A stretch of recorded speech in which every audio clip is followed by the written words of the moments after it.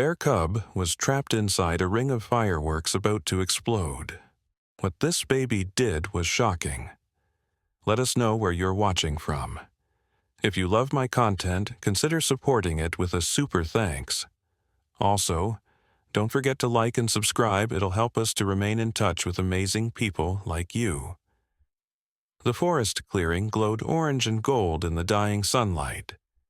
Pine trees stood tall like silent guardians around the edges, their branches swaying gently in the evening breeze. A small campsite sat nestled between the trees, with a blue tent pitched near a crackling campfire. The smell of grilled marshmallows mixed with the earthy scent of pine needles. Inside the tent, little Oliver Jones cooed softly, his tiny hands clutching a stuffed elephant. His mother, Emma, was outside by the fire, stirring a pot of soup. His father, Nathan, was gathering more firewood from a pile near their car. The baby's eyes were wide and curious, watching shadows dance on the tent walls as the firelight flickered outside. Not far from the campsite, a group of teenagers crept through the trees. Tyler Matthews led the way, a backpack full of fireworks slung over his shoulder. Behind him, Riley Chen and Marcus Davis whispered excitedly about their plans. They had found the perfect clearing for their secret fireworks show, away from any adults who might stop them. "This spot is perfect," Tyler said, dropping his backpack on the ground. "No one will see us here." Riley pulled out a box of sparklers and Roman candles. "We should make a circle with them. It'll look so cool when they all go off at once."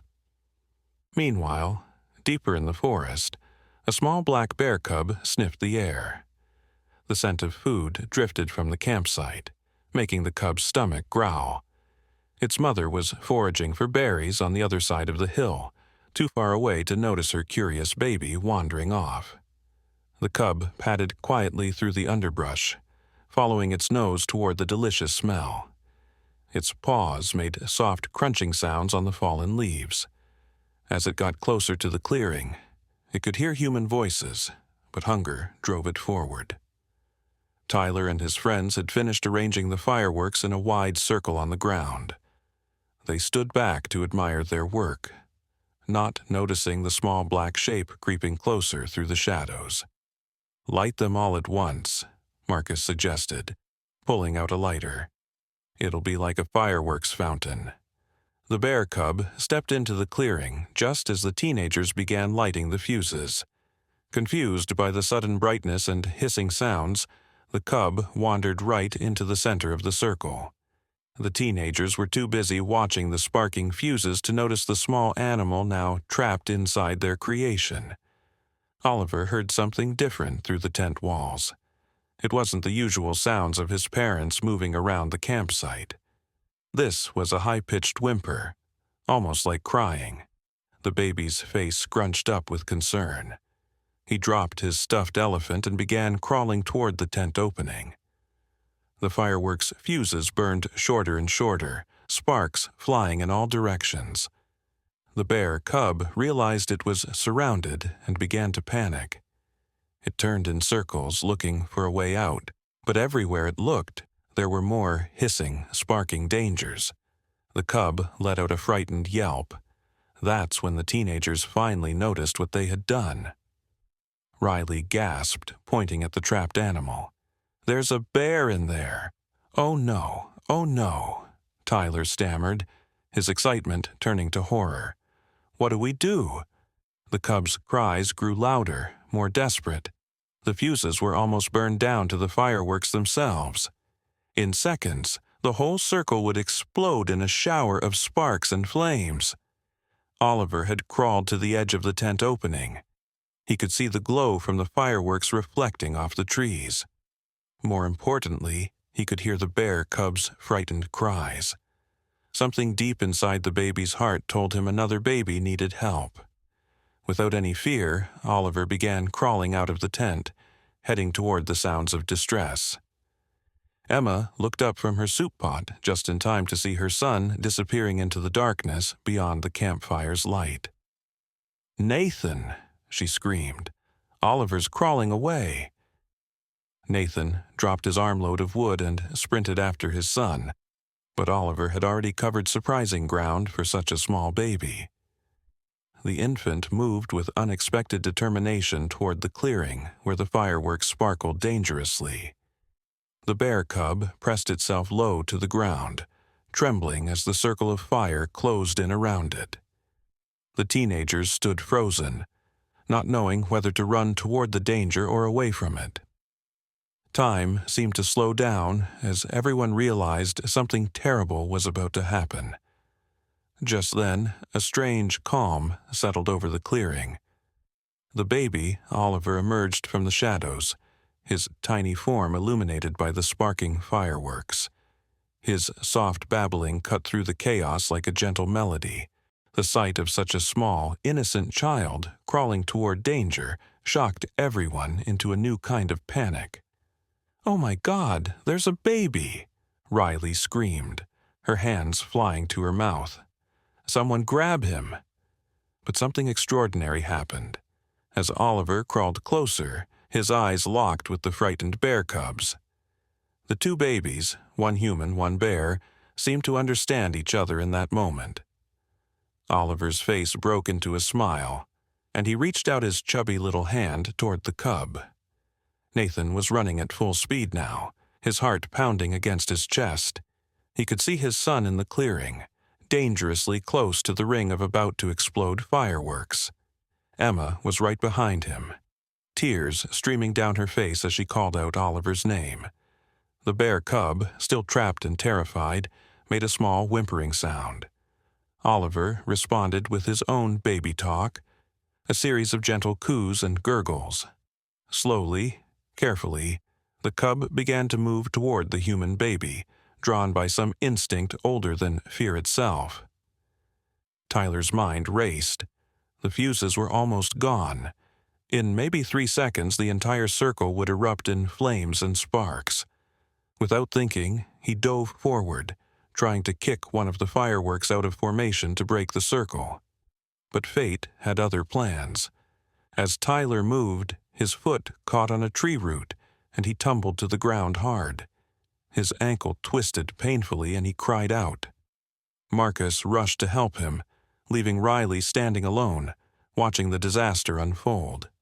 That's when they heard it, a deep, rumbling growl from the forest. The mother bear had finally noticed her cub was missing. She burst through the tree line like a black tornado, her eyes wild with protective rage. The sight of her baby surrounded by fire, with humans all around, sent her into a frenzy.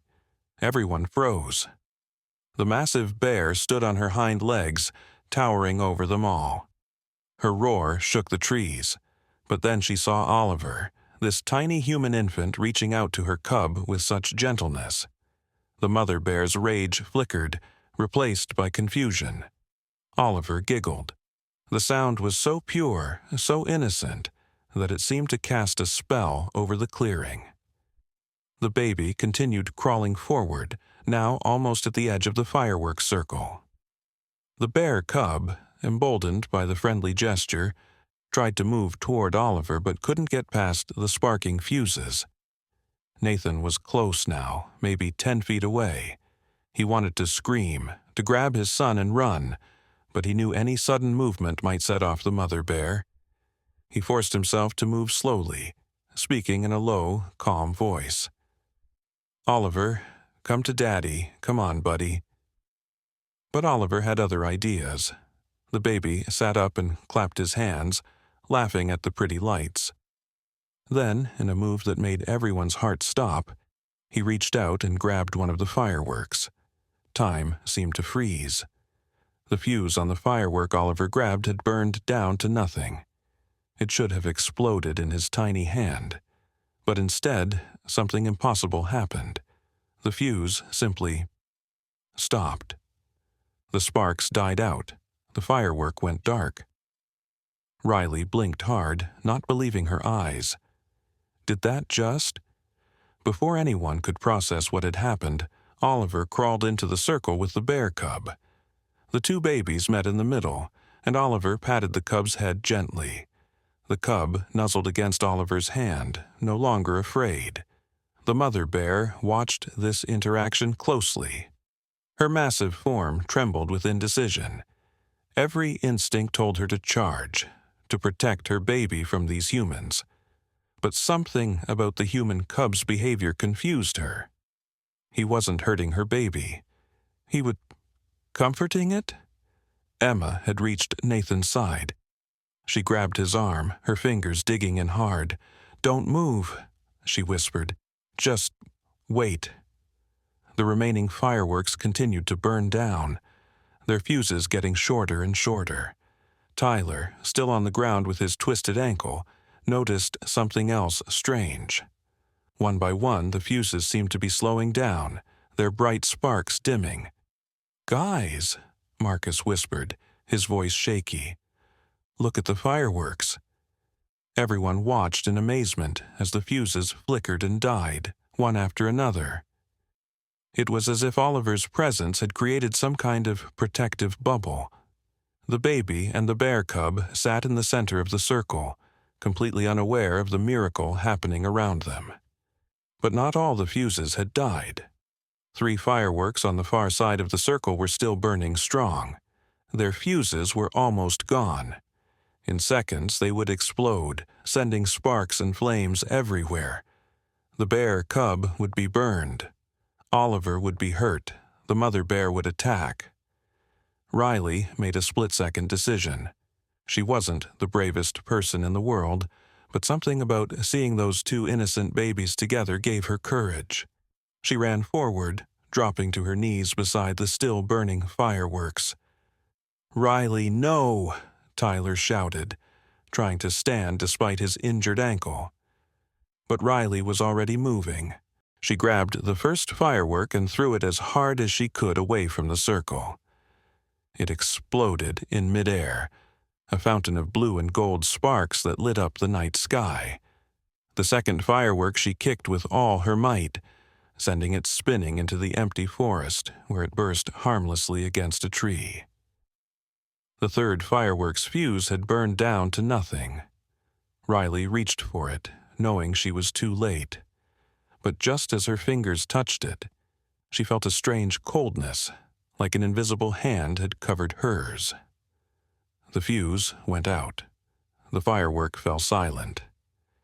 Everyone stared at Riley, then at Oliver, then at the bear cub. The clearing was suddenly quiet except for the soft sounds of the 2 babies playing together. Oliver had found a pine cone and was showing it to the cub, who sniffed it curiously.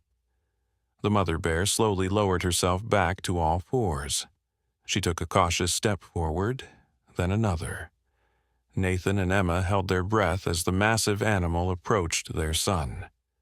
But the bear's eyes were soft now, almost curious. She sniffed at Oliver, who looked up at her with wide, innocent eyes. The baby reached up and touched the bear's nose. The mother bear flinched but didn't pull away. Instead, she made a low rumbling sound in her chest. Not a growl, but something almost like a purr. The forest seemed to hold its breath. Even the wind had stopped moving through the trees. Nathan took a tiny step forward, and the mother bear's head snapped toward him. Her eyes narrowed, reminding everyone that despite this moment of peace, she was still a wild animal protecting her cub. "Easy, Mama," Nathan whispered, his voice barely audible. "I just want my baby, like you want yours." Emma's hand found Nathan's in the darkness. She squeezed it tight, her whole body shaking. She watched her son sitting there in the dirt, playing with a bear cub like it was the most natural thing in the world. Part of her wanted to scream, to run forward and snatch Oliver away. But another part, a deeper, instinctive part, told her to wait. The mother bear turned back to Oliver. She lowered her massive head until she was eye level with the baby. Oliver giggled and patted her snout with both hands. The bear's eyes seemed to soften even more. She looked at her own cub, who was now rolling on its back, playing with Oliver's feet. Tyler tried to stand again, wincing as pain shot through his ankle. "This is insane," he muttered. "This can't be real." But it was real. And it was about to get even stranger. A soft blue glow began to emanate from the ground where Oliver sat. At first, it was so faint that only Riley noticed it. She blinked hard, thinking her eyes were playing tricks on her after staring at the bright fireworks. But the glow grew stronger, spreading outward in gentle waves. Guys?" Riley's voice cracked. "Look at the ground." Everyone's eyes turned downward. The blue light was definitely there, pulsing gently like a heartbeat. It seemed to be coming from Oliver himself, though the baby showed no signs of noticing anything unusual. He was too busy making friends with the bears. The mother bear noticed the light too. She reared back, slightly, unsure, but her cub seemed drawn to it. The little bear waddled closer to Oliver, and as it did, the blue glow intensified. Soon, both babies were bathed in the ethereal light. Marcus rubbed his eyes. "What is that?" Some kind of chemical reaction from the fireworks. But deep down, they all knew this was something else. Something that couldn't be explained by science or logic. The light felt warm, peaceful. It made the fear in their hearts quiet down, replaced by a strange sense of wonder. Emma couldn't stay still any longer. Despite Nathan's restraining hand, she took a step forward. The mother bear's attention immediately shifted to her. For a moment, the two mothers stared at each other across the clearing. One human, one bear, both protective of their babies. "Please," Emma whispered, tears rolling down her cheeks. "He's my whole world." The mother bear tilted her head, as if considering Emma's words. Then, in a move that surprised everyone, she stepped aside. Not far, but enough to create a path between Emma and Oliver. Emma didn't hesitate. She walked forward slowly, her eyes never leaving the mother bear's. The blue light grew brighter as she approached, and she felt a strange, tingling sensation on her skin. It wasn't unpleasant, more like being wrapped in a warm blanket on a cold night. When she reached Oliver, Emma dropped to her knees beside him. The baby looked up at his mother and smiled his biggest smile. "Mama!" he squealed, clapping his hands. The bear cub, not wanting to be left out, climbed into Emma's lap alongside Oliver. Emma froze, unsure what to do with a wild bear cub suddenly cuddling against her. But the little animal just wanted affection, nuzzling against her arm with surprising gentleness. "It's okay," Oliver said. Everyone in the clearing gasped. Oliver was only 11 months old. He had never spoken a real word before, just baby babble and the occasional mama or dada. But now he had spoken a complete sentence, clear as day. The mother bear moved closer to Emma and the babies. She sniffed at her cub, then at Oliver, then at Emma herself. The blue light pulsed brighter, and for a brief moment Emma could have sworn she heard something in her mind, not words exactly, but feelings. Understanding, gratitude, mother to mother. Nathan couldn't stand watching from the sidelines anymore. He walked forward to join his family, moving slowly to avoid startling the bears. As he knelt beside Emma, the blue light expanded to include him too. The warmth was incredible, like sunshine on a spring day. The three teenagers watched in amazement as both families, human and bear, sat together in the mysterious blue glow. Tyler's ankle had stopped hurting, he realized with a start. He tested it carefully, then stood up completely. No pain at all. "My ankle," he said, wonder in his voice. "It's fixed?" Riley looked at her hands. She had scraped them pretty badly when she dove for the fireworks, but now the scratches were gone. Even the dirt under her fingernails had disappeared.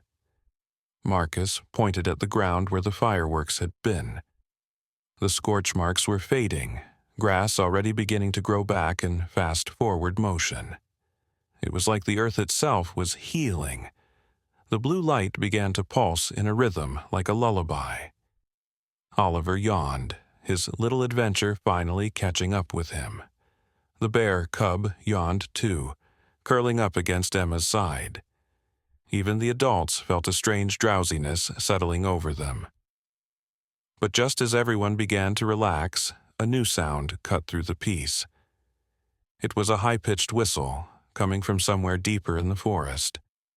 The mother bear's head snapped up, her ears twitching. She let out a low growl, not at the humans, but at whatever was making that sound. Nathan felt the hairs on his neck stand up. What was that? The whistling came again, closer this time. It didn't sound like any bird or animal Nathan knew. It was too perfect, too melodic, almost like someone was calling out a tune. The blue light flickered. Oliver's eyes opened wide, no longer sleepy. He looked toward the sound with an expression of recognition on his tiny face. "Friend," he said, pointing into the darkness. The mother bear stood up, positioning herself between the babies and the forest. Whatever was coming, she didn't trust it. Her protective instincts were in full gear again. "We should go," Emma whispered, gathering Oliver into her arms. But when she tried to stand, she found her legs wouldn't work.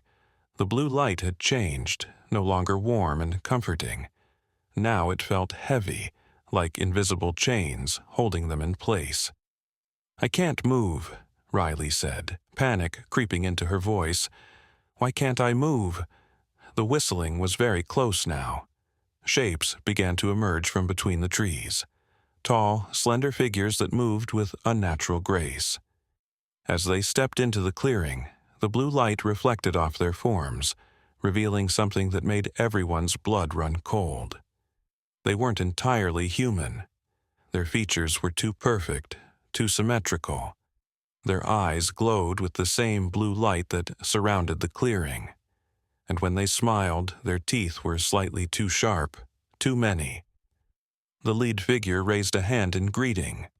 When it spoke, its voice sounded like multiple people talking at once, harmonizing in an eerie chorus. "We've been waiting for you, little one." It was looking directly at Oliver. Emma pulled her son closer, mother's instinct overriding her fear. "Stay away from him." The figure tilted its head, that unsettling smile never wavering. "But he called to us, don't you see? The child is special, he always has been." The mother bear roared, placing herself firmly between these strange beings and the humans. Her cub whimpered, trying to hide behind Oliver. The blue light pulsed erratically now, as if responding to the tension in the clearing. "What are you?" Nathan demanded, finding his voice despite the fear coursing through him. "What do you want with our son?" The figures moved closer in perfect synchronization, like dancers following the same choreography. The lead one extended a hand toward Oliver. "We are the Guardians. We protect the bridges between worlds. And your son, he is a bridge himself."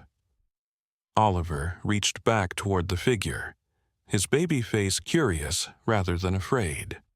"Pretty light," he said, his vocabulary suddenly expanded far beyond his age. "No." Emma turned away, shielding Oliver with her body. "You can't have him." The Guardian's expression shifted, becoming almost sad. "We don't wish to take him, we wish to teach him. He has a gift, surely you've noticed. The way the fire yielded to his touch. The way the animals know him as kin. The healing light that flows through him. Tyler, Riley, and Marcus huddled together, completely out of their depth. This had started as a stupid prank with fireworks and had somehow become something out of a fantasy novel. Riley grabbed both boys' hands, her mind racing to make sense of what she was seeing. The mother bear growled again, lower this time. She could sense the power in these beings, but also the danger. Her cub pressed against her side, small sounds of distress escaping its throat. The blue light suddenly flared so bright that everyone had to shield their eyes. When they could see again, Oliver was standing on his own 2 feet, something he had only just started doing recently, but now he stood steady and sure, his tiny hand outstretched. "No hurt," Oliver said firmly. "Friends, all friends." The Guardian's smile softened into something almost genuine. "Wise beyond your months, Little Bridge, but wisdom must be cultivated.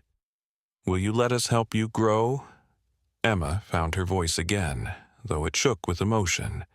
"He's just a baby. He's not even a year old. Whatever you think he is, he's still just my baby." The Guardian nodded slowly. A baby with the power to stop fire, to speak to beasts, to heal wounds with his presence. A baby whose light calls to us across the veil between worlds. He will need guidance, protection. The power within him will only grow stronger.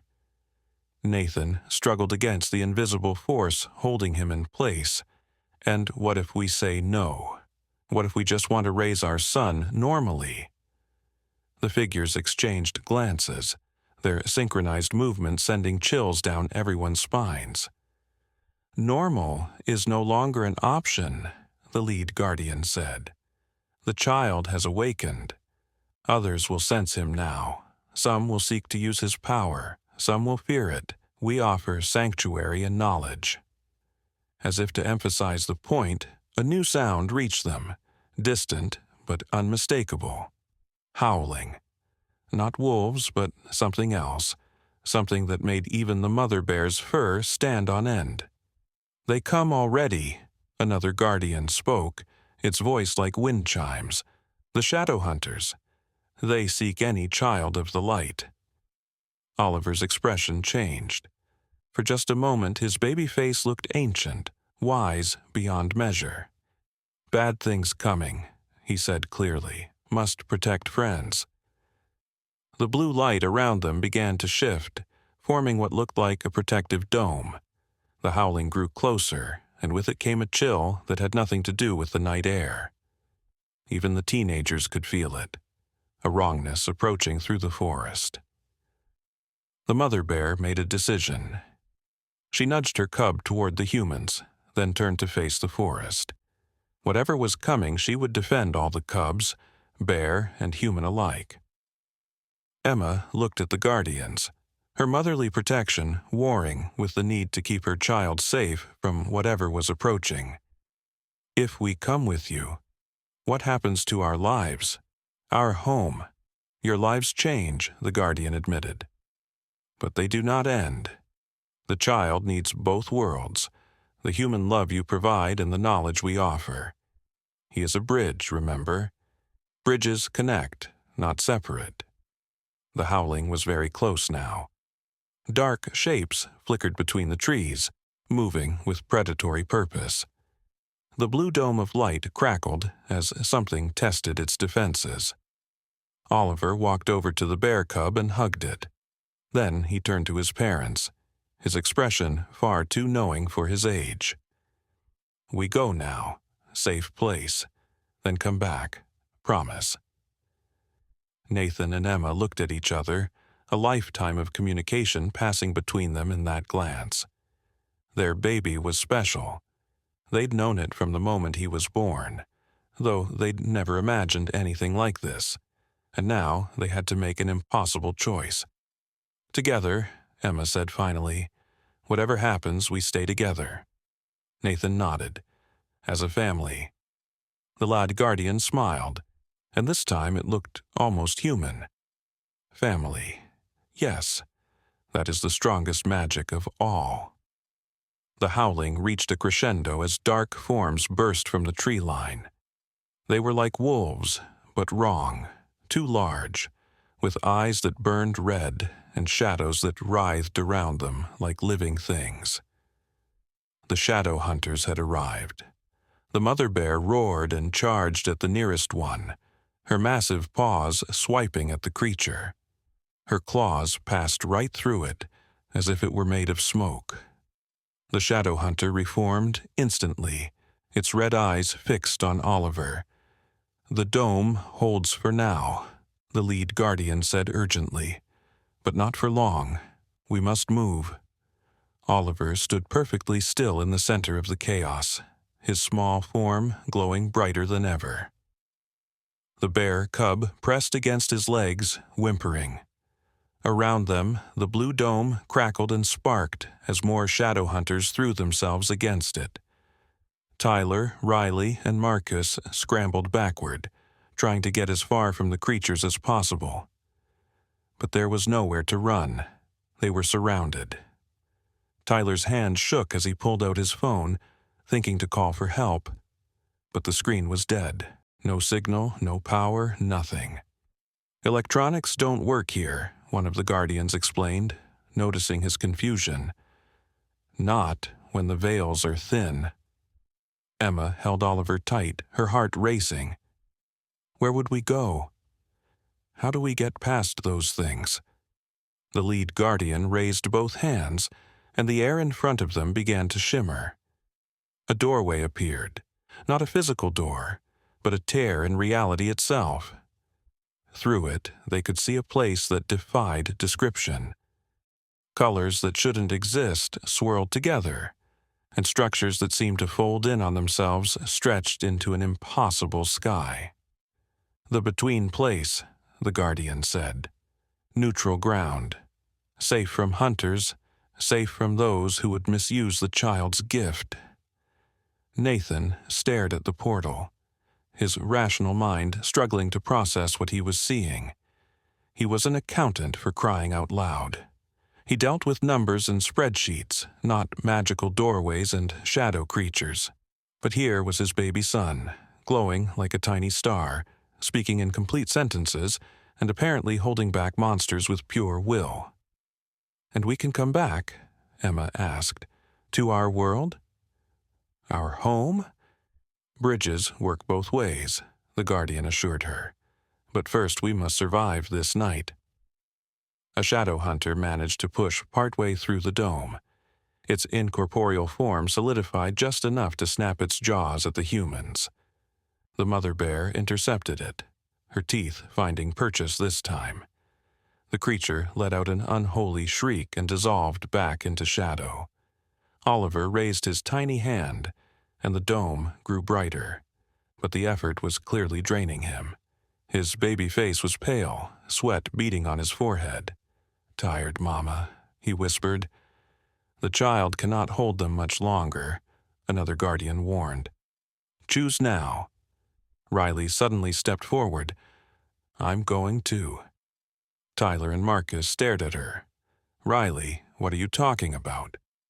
She looked back at them, tears in her eyes.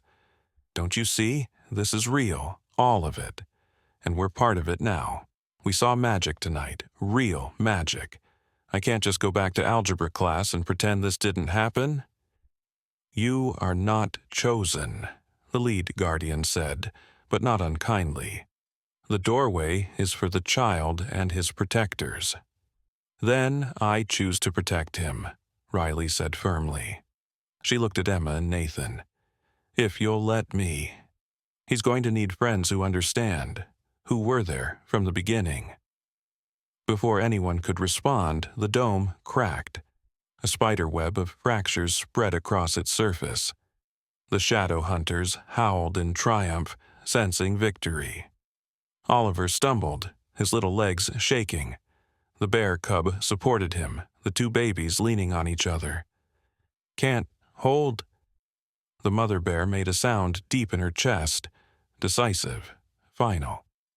She picked up her cub by the scruff of its neck and deposited it next to Oliver. Then she turned to face the failing dome, planting herself firmly between the children and danger. The message was clear. "Take care of my baby, I'll hold them off." Emma reached out instinctively. "No, you can't." But the dome shattered. The shadow hunters poured through like a dark tide. The mother bear met them head-on, a whirlwind of claws and fury. She couldn't kill them. They weren't fully physical. but she could slow them down, disrupt their forms by precious seconds. "Now!" the lead guardian shouted. Nathan grabbed Tyler and Marcus, pulling them toward the portal. "All of us, or none of us," he said gruffly. "You kids started this. You're seeing it through." Emma scooped up Oliver and the bear cub together. The baby and the cub clung to each other, both exhausted from the magical effort. She ran for the portal, Nathan and the teenagers right behind her. The guardians formed a protective circle around them, their forms blazing with silver light. The shadow hunters recoiled from it, giving them a clear path to the doorway. But just as they reached it, Oliver twisted in his mother's arms. "Bear, Mama!"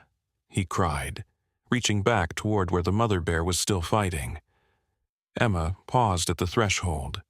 The portal hummed with energy, pulling at them. Through it, she could see that impossible landscape waiting. Behind them, the mother bear was being overwhelmed, more and more shadow hunters surrounding her. "We can't leave her," Oliver said, his voice stronger now. "Family protects family." The lead guardian looked at the child with something like surprise. "You would risk everything for a beast?" "Not beast," Oliver said firmly. "Friend, family." The blue light erupted from Oliver once more, but this time it was different. Instead of a dome, it formed into chains. Chains of pure light that wrapped around the shadow hunters, binding them. The creatures shrieked and struggled, but couldn't break free. The mother bear, suddenly free from attack, looked around in confusion. The guardians exchanged glances, clearly impressed.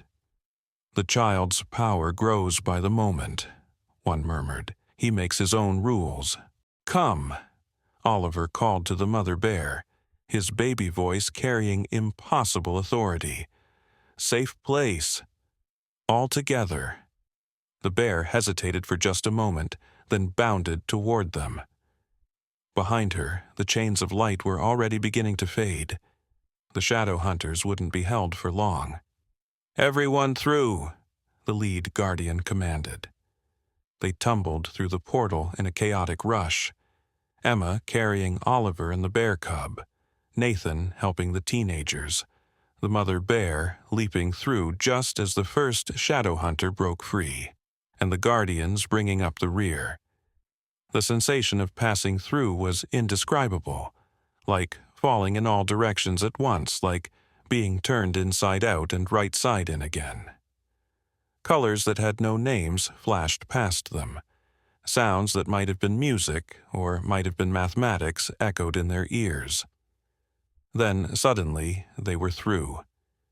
They landed in a heap on ground that wasn't quite ground. It felt solid, but looked like crystallized moonlight. Above them, the sky couldn't decide what color it wanted to be, shifting through spectrums that human eyes had never seen before. The portal snapped shut behind them just as a shadow hunter's claw reached through. The creature's howl of frustration was cut off mid-sound. For a moment, everyone just lay there, breathing hard.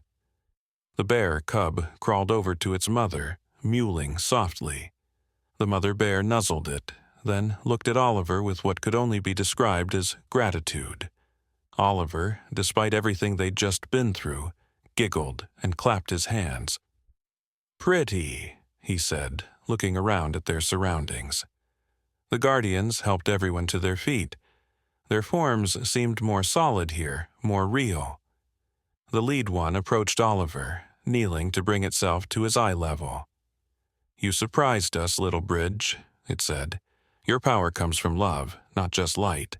That is unusual." Oliver reached out and patted the guardian's face. "You, pretty too. Shiny." Despite the situation, Emma found herself smiling. Even in a place that defied all logic, her baby was still her baby, curious, affectionate, innocently honest. "Where exactly are we?" Nathan asked, his arm protectively around his family. "The between," the guardian answered. "Neither your world nor ours, but touching both. Here, young Oliver can learn to control his gifts without danger. Here, you can understand what he truly is. Tyler tested his ankle, still completely healed. This is insane. This whole night is insane. We were just going to set off some fireworks. And instead, you helped awaken a bridge between worlds, another guardian said. Destiny rarely announces itself with fanfare. It prefers to arrive in unexpected moments. Riley was turning in slow circles, taking in the impossible architecture around them. Structures that seemed to be made of crystallized music rose in the distance. Rivers of liquid starlight flowed uphill. "It's beautiful," she breathed. Marcus, ever practical even in the face of the impossible, asked, "So, what happens now? Do we live here? Do we go home? What about school, our parents?" The lead guardian smiled, a more natural expression now. "Time moves differently here. A day in the between might be an hour in your world, or a year. We will teach Oliver to master his abilities, to understand his purpose. When he is ready, you will all return." His purpose? Emma's maternal instincts flared. He's not even a year old. What kind of purpose could he possibly have? The guardian gestured to the strange landscape around them. The barriers between worlds are weakening. Dark things slip through. You saw the shadow hunters, but light can slip through too. Oliver is both guardian and gateway. He will help heal the rifts, strengthen the bonds between realms. "No pressure," Nathan muttered. Oliver had wandered over to the mother bear and was trying to climb onto her back. The bear, with infinite patience, lowered herself so he could scramble up. The bear cub joined him, and soon both babies were seated on the large bear's back. Oliver holding onto her fur with chubby fists. "Bear, ride!" Oliver squealed with delight. The mother bear looked at Emma and Nathan as if asking permission. Emma found herself nodding. After everything that had happened, a bear ride seemed like the least strange thing. As they began to explore their new surroundings, one of the guardians walked beside Emma. "You're handling this remarkably well," it observed. Emma laughed, but there was an edge of hysteria to it. "Am I? My baby apparently has magical powers. We just got chased by shadow monsters, and now we're in some kind of alternate dimension. I'm not sure 'well' is how I'd describe it." "Yet you didn't hesitate," the guardian pointed out. "When Oliver chose to save the bear, you supported him. When we offered sanctuary, you accepted it for his sake. That's the kind of love that makes bridges strong. They came to what looked like a garden, but the plants were unlike anything on earth. Flowers sang in harmony when the breeze touched them. Trees bore fruit that glowed from within. Oliver and the bear cub immediately wanted to explore everything." "Is it safe?" Nathan asked. "Everything here responds to intent," the guardian explained. "Oliver's heart is pure. Nothing here will harm him." As if to prove the point, a butterfly made of what looked like liquid rainbow landed on Oliver's nose. He giggled, and the butterfly burst into harmless sparkles that danced around his head before reforming. The teenagers had found what appeared to be a library, though the books were made of something that wasn't quite paper. When Riley touched one, images and sounds flowed directly into her mind, not reading, but experiencing. "This is incredible," she gasped. "It's like downloading knowledge directly into your brain." Tyler and Marcus eagerly reached for their own books, their earlier fear replaced by wonder and curiosity. The lead guardian watched Oliver playing with the bear cubs, for the mother bear had decided to join in the game, rolling on her back in a very unbear-like display of playfulness. "He changes everything he touches," the guardian mused. "Even a wild bear becomes gentle in his presence. The shadow hunters, beings of pure malice, were held by chains of light that should not have been possible for one so young. "He's always been special," Emma said softly, watching her son. "Even before all this, animals loved him. Other babies would stop crying when he was near. We just thought he was naturally calm." "There are no accidents," the guardian replied. "You were chosen to be his parents for a reason. Your love grounds him, keeps him connected to his humanity even as his power grows." Nathan had wandered over to examine what looked like a fountain, but the liquid flowing from it moved upward instead of down. "How long will we really be here?" he asked the guardian. "Until Oliver is ready. It could be days, could be months. But when you return, you'll find little time has passed in your world. Your lives will be waiting for you." "But they'll be different," Nathan said. It wasn't a question. "Everything will be different," the guardian agreed. "But different doesn't mean worse. Oliver will still need to go to school, have friends, live a human life. He just happens to also be responsible for keeping the worlds in balance." "No pressure," Nathan repeated, but this time there was a wry smile on his face. The mother bear had carried Oliver and her cub to a grove of the singing trees. The music they made seemed to respond to the children's laughter, creating a melody that was both alien and beautifully familiar. Riley, Tyler, and Marcus had each found books that called to them. Riley's showed her the history of the bridges between worlds. Tyler's revealed the nature of the shadow hunters and other threats. Marcus discovered texts about the guardians themselves, who they were, where they came from. "We're really doing this," Tyler said, looking up from his book. "We're really staying here, learning about magic and other worlds and whatever else." "Beats summer school," Marcus joked weakly. But Riley was serious as she looked at her friends. "We have to. We're part of this now. We helped awaken Oliver's power. That means we have a responsibility too." The lead guardian nodded approvingly. "Wisdom beyond your years. The bridge will need protectors in both worlds. Perhaps you three are meant to be part of his circle." As the strange day wore on, though it was hard to tell time in a place where the sky couldn't decide what color it was, they settled into an odd routine. The guardians showed them to dwelling places, structures that shaped themselves to the inhabitants' needs. Oliver's room became a wonderland of soft surfaces and twinkling lights that responded to his touch. The bears were given their own space, but the cub rarely left Oliver's side. They had become inseparable, the bear cub acting as both playmate and protector to the magical baby.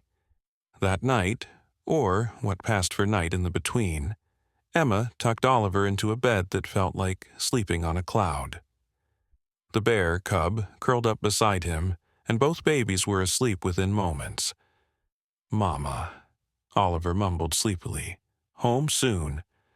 "When you're ready, sweetheart," Emma whispered, kissing his forehead. "When you're ready." As she left the room, she found Nathan standing on what might generously be called a balcony, looking out at the impossible landscape. The mother bear sat nearby, also gazing into the distance.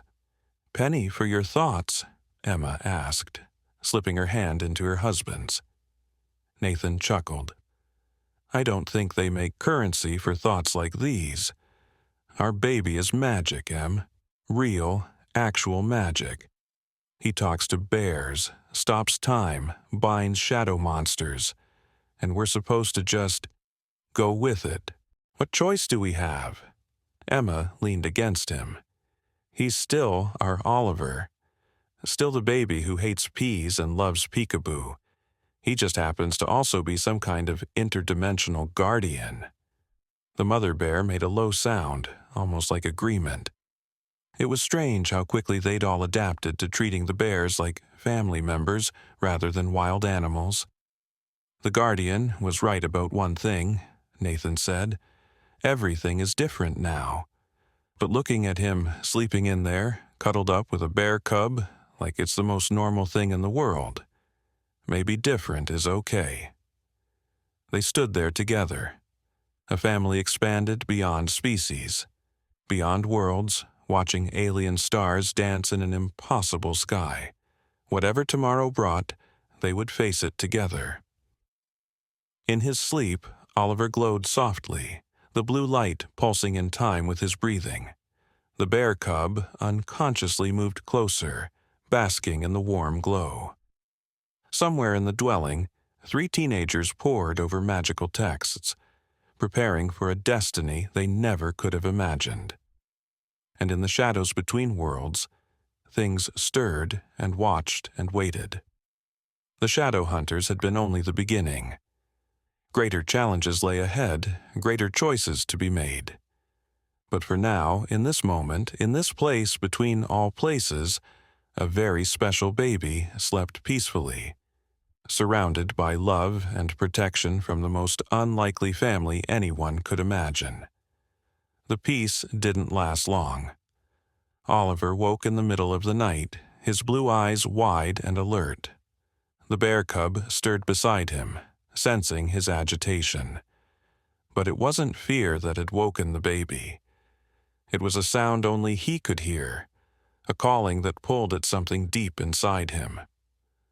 "Voice," Oliver whispered to the bear cub. "Pretty voice calling." He climbed out of bed, his tiny feet making no sound on the crystal floor. The bear cub followed loyally, both babies padding through the dwelling toward the source of the mysterious call.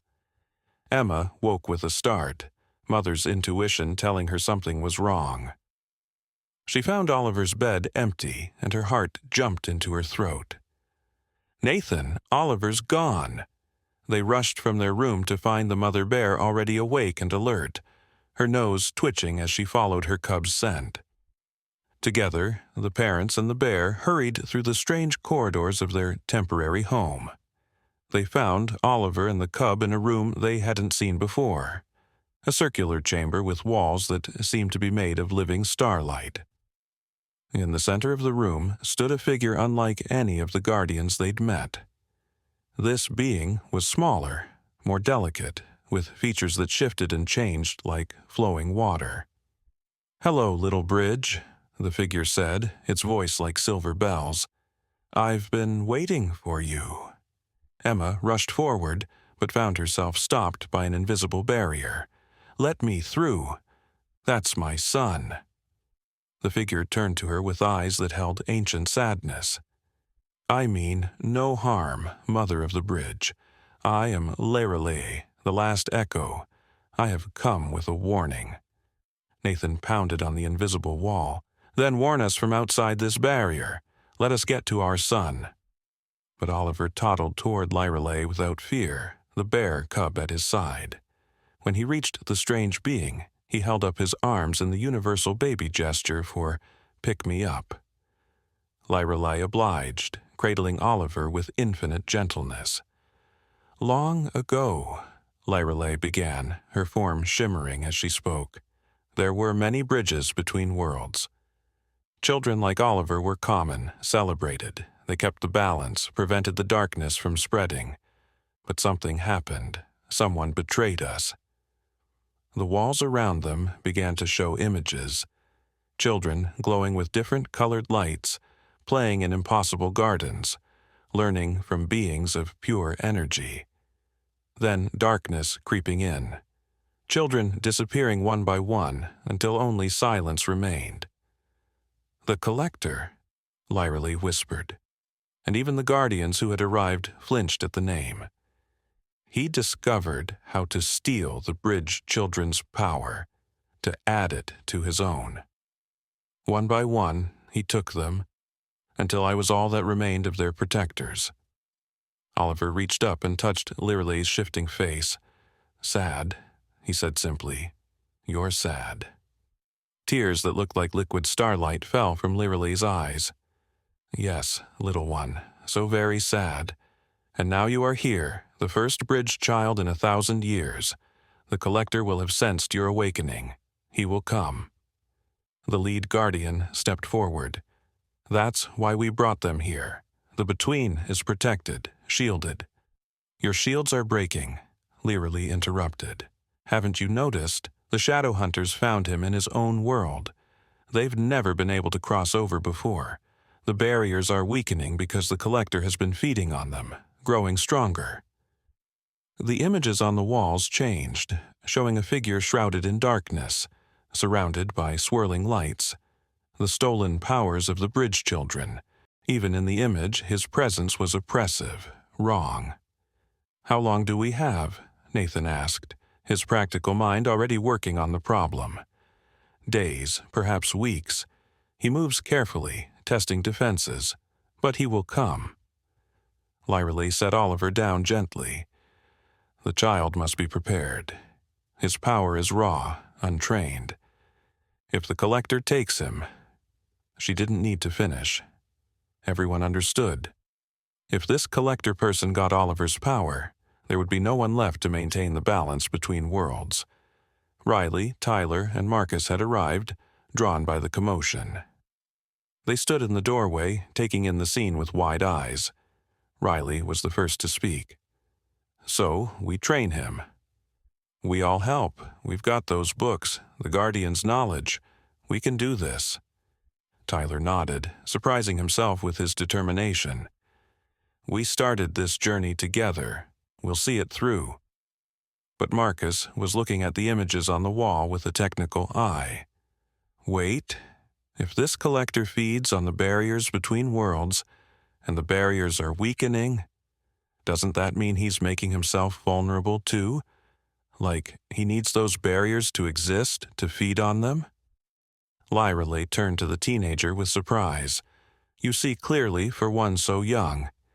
Yes, the Collector's greed is also his weakness. But exploiting it would require bait," Nathan said grimly. "You're talking about using Oliver as bait." "Never!" Emma's voice was fierce. The mother bear growled in agreement, moving protectively closer to both cubs. But Oliver had wandered over to the wall of images. He placed his tiny hand on the surface, and the images changed.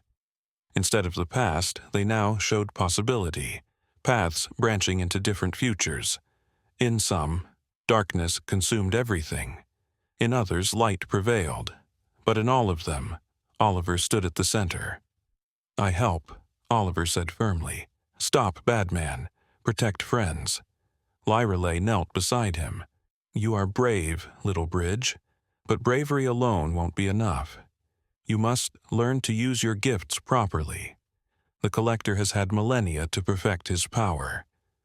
You have had days." The lead Guardian cleared his throat.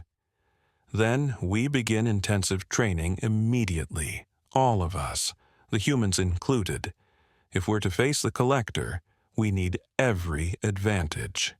"The bear stays too," Oliver announced, patting the mother bear's leg. "Bear family now." The mother bear rumbled her agreement, and even in the tense moment, Emma found herself smiling slightly. Her son's ability to adopt anyone or anything into his family was remarkable. As the night wore on, plans were made. Training schedules were established. The teenagers would study defensive techniques from the magical books. The parents would learn to channel their protective instincts into actual shields. Even the bears would have a role, their natural strength enhanced by the magic of the Between. But as dawn broke over the impossible landscape, a dawn that painted the sky in colors that had no names, Oliver did something unexpected. He toddled over to a wall that had been blank and placed both hands on it. Immediately, images began to appear. Not of the past or future, but of the present. They saw their own world, the campsite where it all began. But something was wrong. Dark shapes moved through the forest. Shadowhunters, but different from before, more solid, more dangerous. They were searching for something. "They're looking for us," Emma breathed. "Our families, our friends. Everyone we left behind is in danger." The lead Guardian frowned. "That shouldn't be possible." Time moves slowly there when you're here. It's only been hours in your world. But Lyra Lee shook her head sadly. The Collector's influence. He's accelerating time in pockets, creating chaos. He knows the Bridge Child will want to protect those he loves.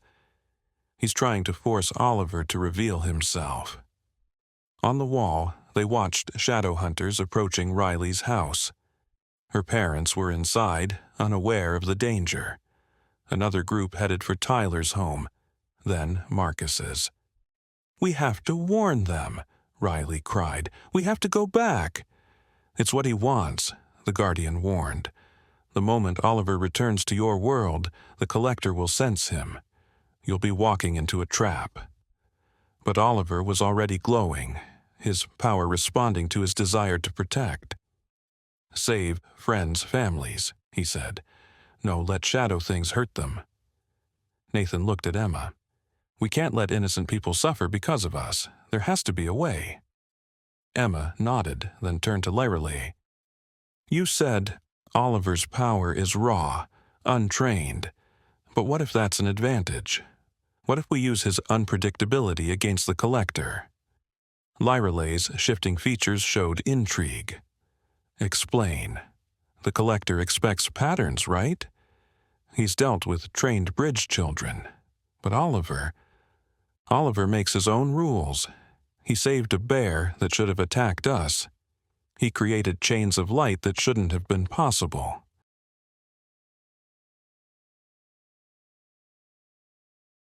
What if we let him be himself instead of trying to train him into something expected? Marcus caught on quickly. Like in coding, sometimes a bug becomes a feature. Oliver's mistakes might be our best weapon. The images on the wall suddenly shifted. Oliver wasn't controlling them anymore. They were showing something else. A figure in black robes stood in a place that looked like the between, but darker, more twisted.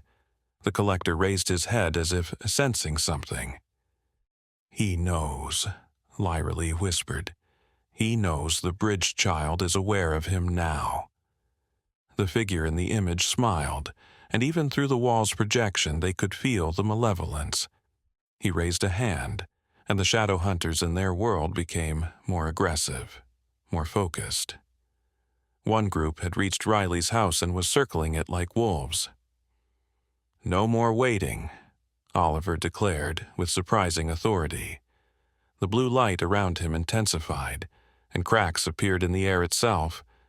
Not destructive, but creative. New pathways forming. "We go now, all together. Surprise, bad man." The lead Guardian started to protest, but stopped. There was something different about Oliver now. The baby face remained, but his eyes held depths that shouldn't exist in one so young. The Bridge Child was choosing his own path. "If we're doing this," Nathan said, taking charge, "we do it smart. Lyra Lee, can you help us understand the Collector's weaknesses better? Guardians, we need every piece of defensive knowledge you have. Kids," he looked at the teenagers, "anything useful from those books?" Tyler held up the tome he'd been reading. "Shadow hunters can be disrupted by certain sound frequencies, and they're vulnerable when they're transitioning between forms. The Collector draws power from fear and isolation," Riley added, "but connection and unity weaken him. That's why he targeted Bridge children. They were natural connectors." Marcus had been scribbling notes. "Based on these patterns, he'll expect us to either hide here or come through the main portals. But Oliver can make new pathways. We could emerge anywhere." Oliver toddled over to where the bear cub was playing with a ball of light. He picked up his furry friend and looked at everyone with determination that seemed almost comical on his baby features. "We be sneaky," he announced. Like when I take cookies when Mama not looking." Despite everything, Emma laughed. "You little sneak. I knew you were the cookie thief." But Oliver's innocent comment had given them an idea. The Collector expected grand gestures, dramatic confrontations. What if they approached this like a toddler would, simply directly, without the complex planning an adult would use? The simplicity of innocence, Lyreley mused. It might work. The collector has grown so complex in his schemes that he might not expect a baby's logic, Emma finished. Oliver doesn't overthink. He just acts from the heart. The mother bear stood up, shaking herself as if preparing for battle. She looked at Oliver and made a series of sounds that weren't quite normal bear noises. Oliver giggled and responded in kind, some form of communication that transcended species. "Bear, Mama says she comes too," Oliver translated. "Says collector hurt her family long ago. She remembers now." This was new. The guardians exchanged glances. If the bear had encountered the collector before, the bridges weren't just between human worlds, Lyreley said softly. Animals had their own bridges, their own guardians. When the collector began his harvest, all realms suffered. The mother bear's eyes held an intelligence that went beyond animal instinct. She had been drawn to this campsite, to this moment by more than chance. Destiny had many agents, it seemed. "All right," Nathan said, reaching a decision. "We go back. We protect our people. And if the collector wants to face us, he'll get more than he bargained for. A baby, 3 teenagers, 2 adults, 2 bears, guardians, and the last echo. Not exactly the army he's expecting." Oliver clapped his hands, and where his palms met, a new tier in reality began to form. But this wasn't like the Guardians' portals. This was uniquely Oliver, edged with crayon colors and smelling faintly of baby powder and honey. Through it, they could see multiple locations at once, as if Oliver couldn't decide which friend to save first, so he was creating a path to save them all. "Impossible," one guardian breathed. "He's fragmenting the portal, creating multiple simultaneous exits. That's never been done." "Oliver doesn't know it's impossible," Emma said proudly, "so he's doing it anyway." The baby looked up at them all, his blue eyes bright with power and mischief. "Ready? We go save everyone, then stop Badman, then—" He yawned. "Nap time." Even facing cosmic danger, even with the fate of multiple worlds at stake, Oliver was still a baby with a baby's priorities. And somehow, that made him even more powerful. As they prepared to step through Oliver's impossible portal, back into danger, back into a trap that might be their doom, Riley asked the question they were all thinking. What if we fail? What if the collector is too strong? Oliver looked at her with the wisdom of innocence. Then we try again and again until we win. That's what Mama says when I learning walk. Fall down, get up, try again. Lyreley smiled, the first genuine joy they'd seen from her. Out of the mouths of babes. Perhaps that's been our mistake all along. We've been fighting the collector on his terms. Complex schemes and ancient powers. But Oliver offers something else. Hope, Emma said softly. Simple, stubborn hope. And cookies, Oliver added seriously. Cookies help everything. Despite everything, everyone laughed. And in that moment of shared joy, the portal blazed brighter, stronger. The collector had forgotten the power of laughter, of love, of simple human connection. They stepped toward the swirling gateway, a most unlikely group of heroes. A baby with the power to bridge worlds. His parents, whose love could anchor reality. 3 teenagers who'd stumbled into destiny. 2 bears connected by bonds deeper than species. Guardians of ancient knowledge. And the last protector of the lost bridge children. The collector thought he was drawing them into his web. But Oliver had his own plans. And as any parent knew, when a determined toddler set their mind on something, even cosmic entities had better watch out. The portal pulsed with rainbow light. Oliver reached up to hold his mother's hand with one chubby fist, his father's with the other. The bear cub rode on the mother bear's back. The teenagers linked arms, the guardians flanked them. Lyrelli brought up the rear, her form already shifting into something more battle-ready. Together, Oliver said firmly, and together they stepped through the impossible doorway, ready to face whatever waited on the other side. The world exploded into sensation. Unlike the smooth transition to the between, Oliver's portal was a kaleidoscope of experiences. They tumbled through layers of reality, each one showing a different scene. Riley's parents drinking coffee unaware of danger. Tyler's mom working in her garden. Marcus's family watching TV. The shadow hunters circled each house like sharks, waiting for the perfect moment to strike. But Oliver's portal didn't work the way anyone expected. Instead of taking them to one location, it split them across all locations simultaneously. Each member of their group appeared at a different house, but somehow remained connected, seeing through each other's eyes, feeling each other's presence. Emma found herself materializing in Riley's kitchen just as a shadow hunter phased through the wall. Without thinking, she grabbed a cast-iron skillet and swung it with all her maternal fury. The creature, caught mid-transformation, solidified just enough for the pan to connect. It shrieked and dissipated. "Who are you?" Riley's mother gasped. "A friend of your daughter's," Emma said, brandishing the skillet, "and you need to trust me right now." At Tyler's house, Nathan and Tyler appeared just as 3 shadow hunters converged on the garden. Tyler's mom dropped her watering can in shock, but Nathan was already moving. The blue light that had protected Oliver seemed to flow through their connection, creating a barrier around Tyler's mother. "Tyler," she whispered, "what's happening?" "Long story, Mom," Tyler said, his hands glowing with unfamiliar power.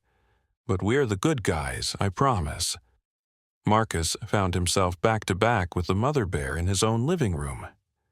His family stared in shock as a full-grown bear materialized in their home. But their fear turned to amazement as the bear gently nudged them behind the couch just before shadow hunters burst through the windows. The bear roared, and the sound carried Oliver's power within it. The shadow hunters recoiled, their forms flickering uncertainly. Marcus, emboldened, picked up his laptop and started typing furiously. "If they're disrupted by frequencies—" He hit enter, and every speaker in the house emitted a piercing tone. The shadow hunters writhed and began to dissolve. But the real battle was happening where Oliver had materialized, right in the heart of the collector's trap. The baby stood in the center of their original campsite, the bear cub at his side. Around them, reality warped and twisted as the collector himself stepped out of the shadows. He was exactly as the visions had shown, tall, draped in darkness, with eyes that held the stolen light of 1,000 bridge children. "At last," the collector said, his voice like grinding stone. "The final bridge child. You've saved me the trouble of hunting you down." Oliver looked up at him with curious eyes. "You sad too," he said simply. "Like Lyrelli? Why you so sad?" The collector paused, clearly not expecting this response. "Sad? I am power incarnate. I am eternal. I am lonely," Oliver finished for him. The baby's glow intensified, and suddenly the collector's true form was visible beneath the shadows. He had once been a bridge child himself, the very first, but his fear of losing his power had corrupted him. He'd spent millennia stealing from others what he was afraid to lose himself. "Stop!" the collector snarled, darkness billowing around him. "You know nothing, infant." But Oliver was already toddling forward, the bear cub protective beside him. "I fix," he announced, "like Mama fixes my boo-boos." The collector raised his hand to strike, but found himself frozen. Through Oliver's connection, every member of their group was lending their strength. Emma's fierce love, Nathan's steady protection, the teenager's brave determination, the bear's wild loyalty, the guardian's ancient wisdom, and Lyralee's sorrow for her lost children. But it wasn't their power that stopped the collector. It was Oliver's next action. The baby reached into his diaper bag, which had somehow survived all their adventures, and pulled out his favorite stuffed elephant. The same one he'd been clutching in the tent when this all began. He held it up to the collector. "For you," Oliver said. "So you not lonely." The collector stared at the toy, and for the first time in millennia, his perfect composure cracked. A single tear, black as midnight, rolled down his cheek. Where it hit the ground, a flower bloomed, the first living thing to grow in his presence for thousands of years. I was like you once," the collector whispered. "I had a toy, a wooden horse. I was scared of the dark, scared of losing my light. So I took everyone else's, thinking it would make me stronger. But it just made the darkness deeper."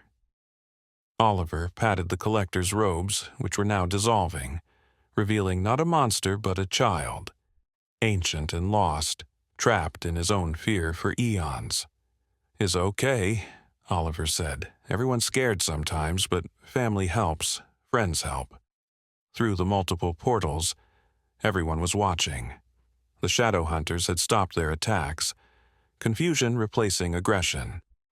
They too had been bridge children once, corrupted and enslaved by the collector's fear. Lyralee stepped through one of Oliver's portals, tears streaming down her face. "My children," she whispered, recognizing the true forms of the shadow hunters. All this time, they weren't destroyed. They were transformed. Oliver's glow expanded, not in a dome this time, but in waves, like ripples on a pond.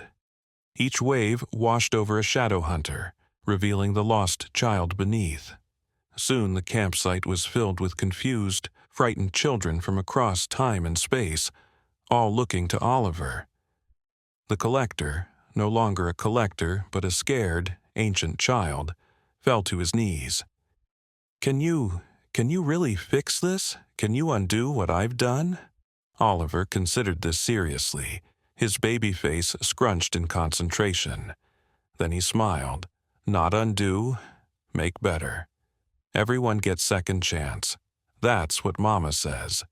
He raised his tiny arms, and every portal he'd created suddenly connected.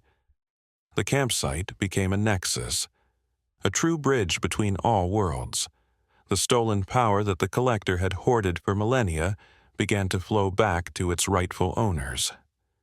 But instead of weakening the ancient child, it seemed to free him. "My name," he whispered in wonder. "I remember my name. I was called Finn. I like to build things with blocks." Oliver giggled. "I like blocks too. We play together."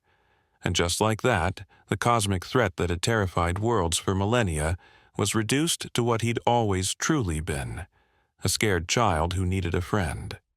The parents from the real world had been brought through the portals by the Guardians, and now they watched in amazement as their children helped restore the bridge children. Riley's parents saw their daughter glowing with silver light as she helped a confused child who spoke a language that had been dead for centuries. Tyler's mom watched her son teaching shadow children how to laugh again. Marcus's family saw their boy using his technical knowledge to help Lyralee catalog and comfort each recovered child. The mother bear had gathered all the young ones, human and otherwise, into a protective circle, while her cub played ambassador, showing them that different species could be friends. As the last of the stolen power was returned, the collector, Finn, began to age in reverse. The millennia fell away until he was just a boy, maybe 8 years old, clutching Oliver's stuffed elephant and looking around with eyes that held wonder instead of malice. "The balance," one guardian said in awe. "It's not just restored, it's stronger than ever." Oliver had done more than defeat the Collector. He'd healed him, and in doing so had created a network of bridge children that spanned all of time and space. The barriers between worlds weren't just repaired, they were transformed into doorways that could open with love instead of force. "Home now?" Oliver asked, yawning. His epic adventure had been exciting, but it was definitely past his nap time. Emma scooped him up, tears streaming down her face. "Yes, baby, we can go home now." But their home had changed. The campsite was now a permanent nexus, a place where worlds met. The Guardians established a new order, teaching the recovered bridge children how to use their gifts properly. Lyreley found her purpose again, becoming a mother figure to all the lost children. And Finn, the former Collector, became Oliver's first real friend, a playmate who understood the weight of bridging worlds. The bears decided to stay near the campsite, protectors of the Nexus. The mother bear would often carry Oliver and Finn on adventures through the forest, teaching them the wisdom of the wild. Riley, Tyler, and Marcus became the first human guardian apprentices, learning to protect and guide new bridge children as they awakened. Their parents, once they got over the shock, became part of the support network, helping other families understand when their children showed signs of being bridges. But the biggest change was in Oliver himself. He remained a baby in all the ways that mattered, still hating peas, still stealing cookies, still cuddling his elephant at bedtime. But now his bedtime stories were adventures shared with children from 1,000 different worlds. His playground was the nexus where bear cubs and alien children and kids from the distant past all played together. "Did we win?" Nathan asked one evening, watching Oliver stack blocks with Finn while the bear cub tried to help, mostly by knocking them over. Emma leaned against him, smiling. "I think we did something better than win. We made a family." And she was right. The threat was gone, not through destruction, but through healing. The worlds were connected, not through force, but through love. And a baby who could barely walk had toddled his way into creating the greatest bridge of all, one built from understanding, forgiveness, and the simple truth that everyone, no matter how lost, just needs a friend. As the sun set over the campsite turned nexus, painting the sky in those familiar gold and orange hues, Oliver looked up from his blocks. His blue eyes sparkled with power and mischief in equal measure. "Tomorrow," he announced to his unusual family, "we have tea party, everyone invited, even bears." The mother bear rumbled her approval. Finn clapped excitedly. The guardian children cheered. And somewhere in the space between worlds the balance hummed with contentment. The bridge was complete. The future was bright. And somewhere in the multiverse a baby's laughter echoed across all realities, reminding everyone that the greatest magic of all was love. After all, Oliver had been right from the very beginning. They were all friends, they were all family, and that's all that really mattered.